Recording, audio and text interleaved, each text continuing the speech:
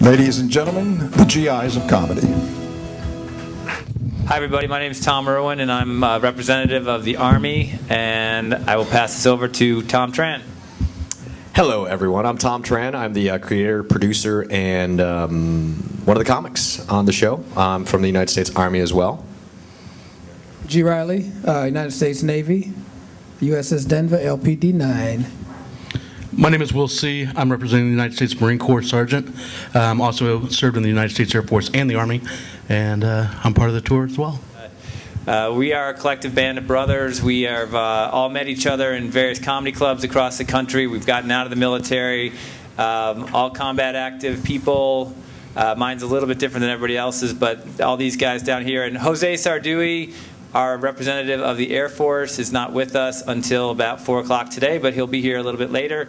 So we are a group of professional stand-up comedians that have a history of also serving our country in the military, and now we've banded together to tour across the country, and New Jersey and the Comedy Stop is our first stop on our national tour. So we're so happy to be here, and thank you all for supporting us, and we hope you come back tonight to come to the show and tell anyone that you know that we'd love to see them in the audience as well. Yeah, thanks for the awesome weather. We left Los Angeles, it was sunny and 80. I come here and the humidity is like, nope, done. This is great. This is our first stop on our national tour. We've been in Los Angeles doing shows for the troops out there. I'll give you a quick history of the tour and how it got put together. I moved out to Los Angeles about 3 years ago to pursue my professional stand-up comedian career, and I wound up doing a benefit for the Bob Hope USO at LAX. And of course, all of you know Bob Hope was a huge supporter of our veterans. He did the USO thing for years upon years, and the LAX USO, unlike some of the other USOs around the country, doesn't get funded by the government. They have to raise their own money, they do benefits, and there's donations and things like that. So we did a show that was sponsored by a radio station that I work for out in Los Angeles, KRF 101.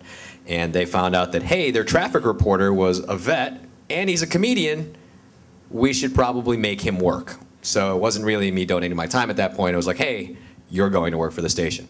And I wound up meeting Thom Irwin, who was a United States Army veteran. Turns out he's actually from my hometown, and he knows my old commander, so we got to talking. And then I'd meet these other guys. I met G. Riley at another comedy club, found out he was in the Navy.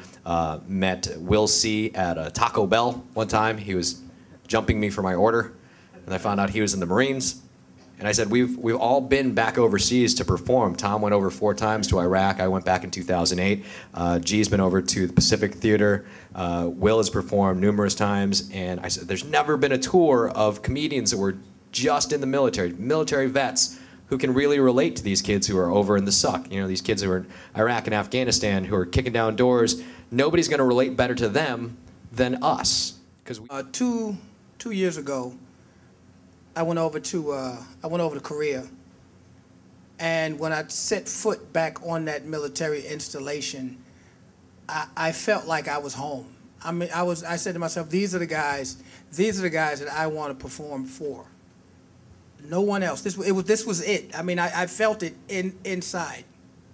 And I came back, and I was trying to figure out a way that I could just do military audiences.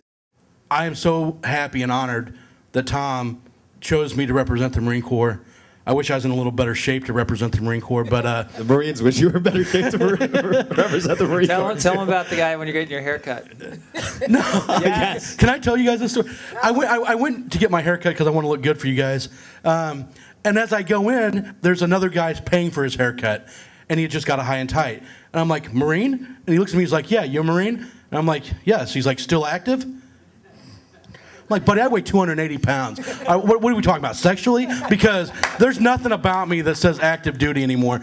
I really do appreciate everyone and how they've been treating us so far. We're really looking forward to this weekend. But I think collectively as a group, we're a very odd mix of people that have fought in combat, but basically are children inside, you know, just in like as far as like our comedy. So it's an odd mix, but it works. I like fart jokes. Yeah, not gonna lie. Yeah. I'm just a big baby. Yeah, Hilarious. I mean, come back and see Will's set, and you'll know what I mean.